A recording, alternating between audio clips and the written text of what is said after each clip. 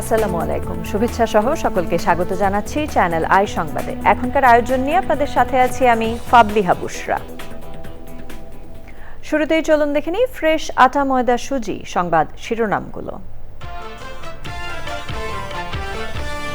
মমতার 15 বছরের শাসনের ইতি টেনে পশ্চিমবঙ্গে জয়ের পথে বিজেপি, তামিলনাড়ুতে বিজয় থালাপাতি আর কেরালায় কংগ্রেস জোট এগিয়ে।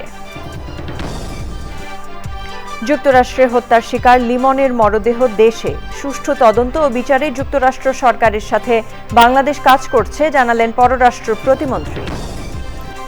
দেশের বন্ধ কল কারখানাগুলো খুলে দেওয়ার উদ্যোগ, বস্ত্র ও পাট মন্ত্রণালয়ের সাথে প্রধানমন্ত্রী তারেক রহমানের বৈঠক।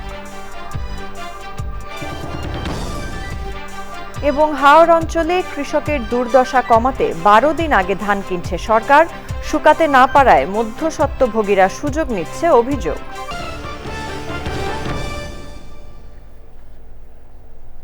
সংবাদ শিরোনামগুলো জানাচ্ছিলাম। এখনকার এই সংবাদ আয়োজন একই সঙ্গে চ্যানেল আইয়ের ইউটিউব চ্যানেল এবং চ্যানেল আইয়ের ওটিটি প্ল্যাটফর্ম আই স্ক্রিনে লাইভ স্ট্রিম হচ্ছে।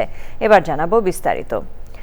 ভারতের পশ্চিমবঙ্গ সহ 5 রাজ্য ও কেন্দ্রশাসিত অঞ্চলে বিধানসভা নির্বাচনে ভোট গণনা চলছে।